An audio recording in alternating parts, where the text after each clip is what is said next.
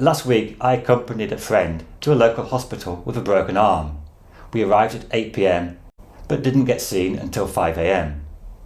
This kind of experience is unfortunately all too typical, and recently we have seen a surge in waiting lists in many areas such as accident and emergency, ambulance waiting times, cancer treatments and general waiting lists to see a doctor. In this video we will look at why the NHS is in crisis and how much would it really cost to give nurses a pay rise. One of the biggest problems facing the NHS in the long term is the lack of capital spending. The UK has one of the lowest rates of capital health spending in the OECD. This is all the long-term investment in building new hospitals, increasing the number of beds, and also the improved technology which aid doctors and nurses. Capital investment does not necessarily give headline political returns in the short term, but years of underinvestment have exacerbated the COVID crisis, meaning the system had a lack of capacity, and when COVID struck, it was overwhelmed. Now, to deal with COVID, since 2019, there has been an increase in real healthcare spending and an increase in the number of nurses and consultants, although not GPs. But the problem is their productivity has fallen. Now, this is not their fault, but it is the result of having to juggle a system close to breaking point. For example, there's a continual struggle to find beds for patients.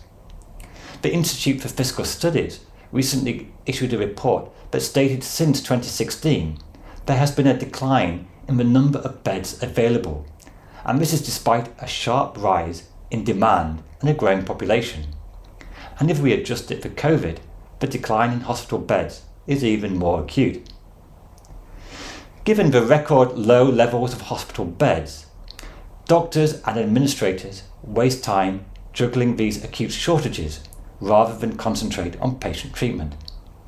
And it is not just the frontline NHS which is at crisis, but also problems in social care.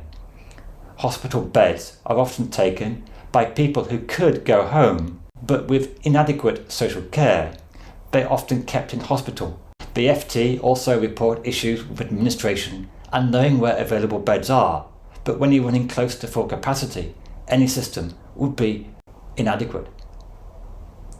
So to fix waiting lists does not just require more consultants and nurses, it also requires more hospital beds and equipment to deal with the current backlog. Now, the government have promised to build 40 new hospitals before 2030, but this has been a contentious claim. According to Full Fact, this 40 new hospitals includes only 3 completely new hospitals, with the rest being rebuilds or just new wings added to existing hospitals. And even this target of 40 new projects, it is uncertain whether they're likely to be completed on time. Another major problem for healthcare in the UK, since 2019, the health of the population has deteriorated rapidly. This includes the long-term problems of COVID. Although not so newsworthy as it was a few years ago, hospital admissions for COVID are actually higher in 2022 than 2021. However, it is not just COVID, but there are many other health conditions which have worsened since 2019, such as heart disease, mental stress, respiratory problems and heart disease. It has led to a rise in the number receiving long-term sickness benefits and more pressure on a stretched healthcare system. This decline in health of the population has numerous effects on the NHS. Firstly, there is the obvious pressure on doctors and hospital beds. But secondly, it has also affected the health of doctors and nurses themselves. The NHS has to deal with more labour shortages because people call in sick. Another part of the healthcare crisis is the pressure being put on doctors and nurses.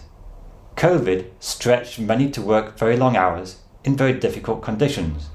However, since 2010, there has been a sharp decline in the real pay of doctors and nurses. Nurses' real pay has grown 20% less than private sector and 10% less than inflation, an unprecedented decline in real wages. And although real wages have been declining in the economy in recent months, you can see that for public sector workers, the decline has been much sharper. Nurses' pay is now relatively low compared to other countries. Given the pressure on working in the NHS, the decline in real pay is making it difficult for the NHS to fill vacancies, with many leaving the profession from ill health or burnout. Now, the government claim that to increase public sector pay in line with inflation would cost £28 billion. But this is misleading because they are assuming 2 years of wage growth of 11%, and they've already included a substantial increase in wages in the budget. The cost of meeting the nurses' demands for 19% would likely be in the region of £2 to £3 billion. And if all public sector workers were given a wage increase to match inflation, the cost would be in the region of £10 to £15 billion. In a future video, I would like to explain why increasing public sector pay is likely to have very minimal inflationary impact and is not a good reason to do it. Another long-term problem for the NHS is a rise in the population combined with an ageing population, plus also increasing long-term health problems such as diabetes, obesity, heart disease and more stress-related issues of modern life. And all this means that a rise in real spending is not necessarily enough to meet the health needs of the population. Also, just briefly, I'd like to mention there's a strong macroeconomic case to see healthcare spending as a public investment, which can improve not just personal health, but also long-term labour productivity. The UK's long-term decline in productivity and economic growth is at least partly caused by ill health and a decline in labour participation. So whilst there is no short-term solution to fixing the nation's health, it would provide not just personal benefit, but also an economic windfall too. So a better question to ask is, can we afford not to improve the nation's health, even if it means higher taxes on other areas of the economy? If this video was useful, please give it a thumbs up, and you may be interested in this video on the general stress on UK public services. Cheers, bye.